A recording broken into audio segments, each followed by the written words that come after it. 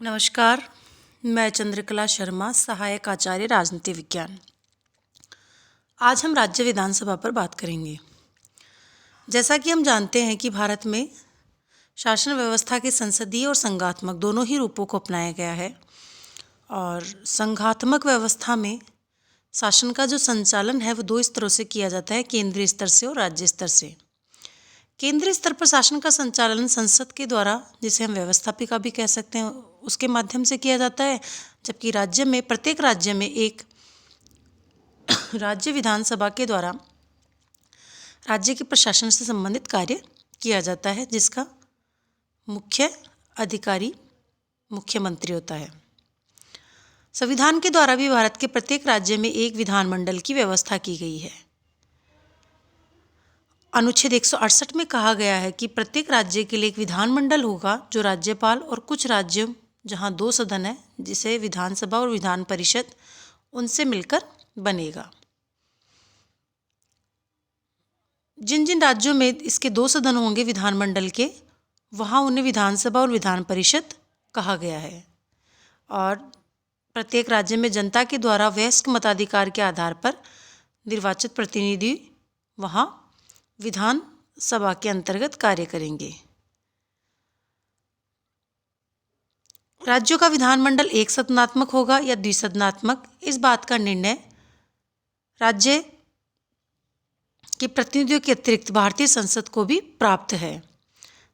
जैसे अनुच्छेद 159 के अनुसार संसद को अधिकार है कि वह राज्य में विधान परिषद की स्थापना अथवा अंत कर दे, और यदि संबंधित राज्य की विधानसभा अपने कुल बहुमत, उपस्थित और मतदान करने वाले सदस्यों के 2/3 बहुमत से इस आशय का प्रस्ताव करे। वर्तमान समय में भारतीय संघ में केवल 7 राज्य हैं जहां विधान परिषद भी है, जैसे उत्तर प्रदेश, जम्मू कश्मीर, महाराष्ट्र, कर्नाटक, बिहार, आंध्र प्रदेश और तेलंगाना। इसके अतिरिक्त विधानसभा को हम प्रथम या निम्न सदन कहते हैं, विधान परिषद को द्वितीय या उच्च सदन कहा जाता है। अब हम देखते हैं विधानसभा की रचना या संगठन या गठन किस प्रकार किया जाता है। विधानसभा जो है विधानमंडल का प्रथम और लोकप्रिय सदन माना जाता है।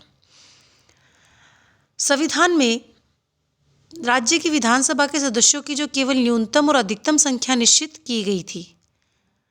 संविधान के अनुच्छेद 170 के अनुसार राज्य की विधानसभा के सदस्यों की अधिकतम संख्या 500 और न्यूनतम 60 होगी, और चुनाव के लिए प्रत्येक राज्य को भौगोलिक आधार पर अनेक निर्वाचन क्षेत्रों में विभाजित किया जाएगा।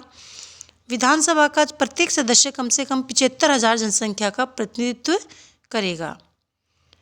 यद्यपि इसमें कुछ अपवाद भी हैं, जैसे असम के स्वाधीन जिले हैं, शिलोंग की छावनी है, कुछ नगरपालिका क्षेत्र है, सिक्किम, मिजोरम और अरुणाचल प्रदेश। इस क्षेत्र में जो 75,000 का अनुपात रखा गया था, उसके कुछ अपवाद माने गए हैं। अनुच्छेद 170 के क्लॉज 3 में कहा गया कि प्रत्येक जनगणना के उपरांत विधानसभा की सदस्य संख्या को पुनः निश्चित किया जाएगा, और उसी के अनुसार आज प्रत्येक राज्य में विधानसभा की संख्या निर्धारित की गई है। 84वें संविधान संशोधन जो 2002 में हुआ था, उसके अनुसार सभी राज्यों की विधानसभा की जो सदस्य संख्या है वो 2026 तक और उसके बाद तक परिवर्तित नहीं की जाएगी, यही रहेगी। अब हम देखते हैं इसमें स्थानों का आरक्षण कैसे दिया जाता है। राज्यों की विधानसभा में अनुसूचित जाति और जनजातियों के लिए भी आरक्षण की व्यवस्था की गई है। राज्य की विधानसभा के निर्वाचन के बाद यदि संबंधित राज्य का राज्यपाल यह अनुभव करे कि विधानसभा में आंग्ल भारतीय समुदाय को उचित प्रतिनिधित्व नहीं मिला है, तो वह उस समुदाय के एक सदस्य को विधानसभा में मनोनीत भी कर सकता है। विधानसभा के लिए निर्वाचन पद्धति भी अपनाई जाती है, जिसमें मतदाता प्रत्यक्ष रूप से निर्वाचन में भाग लेता है। चुनाव के लिए वयस्क मताधिकार और संयुक्त निर्वाचन प्रणाली और साधारण बहुमत की पद्धति अपनाई जाती है। अब हम देखें मतदाताओं की योग्यता। मतदाता होने के लिए 18 वर्ष की आयु प्राप्त करनी आवश्यक है और वो भारत का नागरिक हो। और उसका नाम मतदाता सूची में भी हो। अब विधानसभा का सदस्य बनने के लिए कुछ योग्यताएं भी निर्धारित की गई है, जैसे वह भारत का नागरिक हो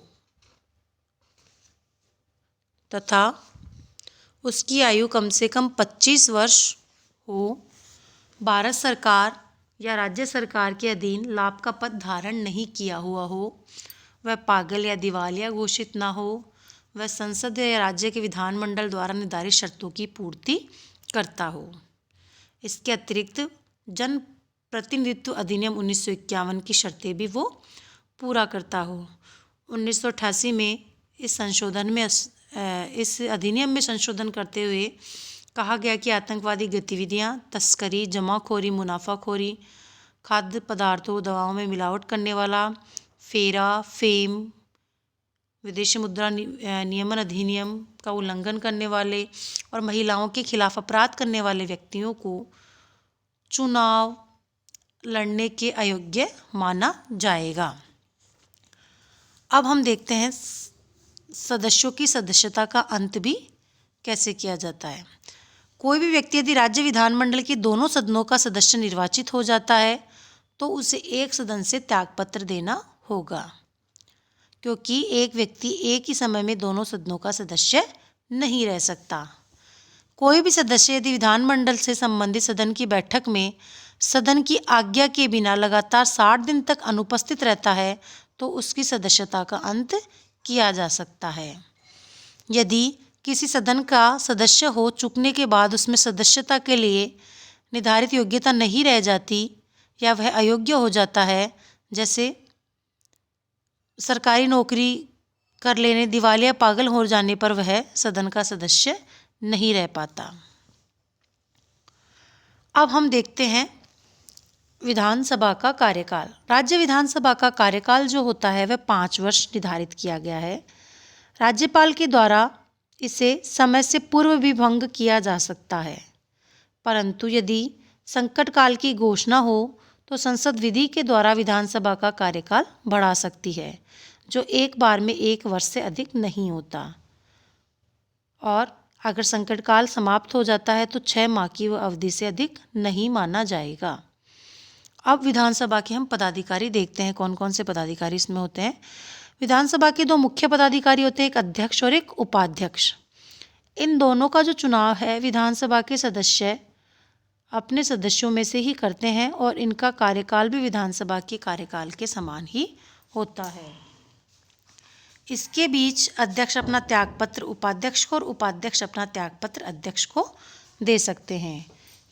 इन दोनों को विधानसभा सदस्यों के बहुमत के द्वारा स्वीकृत प्रस्ताव के आधार पर हटाया जा सकता है, लेकिन इस प्रकार का प्रस्ताव लाने के लिए 14 दिन पूर्व सूचना देना अत्यंत आवश्यक है। विधानसभा भंग हो जाने पर भी अध्यक्ष अपने पद पर उस समय तक बना रहता है जब तक कि नई विधानसभा की प्रथम बैठक ना हो। इन दोनों ही पदाधिकारियों को राज्य विधानमंडल द्वारा निर्धारित वेतन और अन्य सुविधाएं प्राप्त होती है। अध्यक्ष और उपाध्यक्ष को भी वे सभी सुविधाएं प्राप्त होती हैं जो सुविधाएं कैबिनेट के सदस्यों और राज्य मंत्रियों को प्राप्त होती है। अब हम देखते हैं अध्यक्ष के अधिकार और कार्य क्या है। सबसे पहले अध्यक्ष का कार्य है कि विधानसभा की बैठकों की अध्यक्षता करता है और सदन की कार्यवाही का संचालन करता है। सदन में शांति और व्यवस्था बनाए रखना उसका मुख्य उत्तरदायित्व है और इस हेतु उसे जितनी भी समस्त कार्यवाही करनी होती है वह उस कार्यवाही को करता है। सदन का कोई भी सदस्य सदन में उसकी आज्ञा से ही भाषण दे सकता है। वह सदन की कार्यवाही से ऐसे शब्दों को निकाले जाने का आदेश दे सकता है जो असंसदीय है या अशिष्ट है। सदन के नेता के परामर्श से वह सदन की कार्यवाही का क्रम निश्चित कर सकता है। वह प्रश्नों को स्वीकार करता है या नियम विरुद्ध होने पर उन्हें अस्वीकार भी करता है। वह किसी प्रश्न पर मतदान कराता है और परिणाम भी घोषित करता है। कोई विधेयक धन विधेयक है अथवा नहीं, इसका निर्णय किसके द्वारा किया जाता है? अध्यक्ष के द्वारा। सामान्य स्थिति में वह सदन में मतदान में भाग नहीं लेता, लेकिन यदि किसी प्रश्न पर पक्ष और विपक्ष में बराबर मत आ जाए तो वह अपनी कास्टिंग वोट अर्थात निर्णायक मत का प्रयोग करता है। विधानसभा और विधान परिषद के संयुक्त अधिवेशन की अध्यक्षता भी उसके द्वारा ही की जाती है। सदन तथा राज्यपाल के बीच अध्यक्ष ही संपर्क स्थापित करता है। वह सदन के सदस्यों के अधिकारों की रक्षा भी करता है। वह विधानमंडल की कुछ समितियों का पदेन सभापति भी होता है। वह सदन की दर्शक दीर्घा में दर्शकों और प्रेस प्रतिनिधियों के प्रवेश पर भी नियंत्रण लगा सकता है।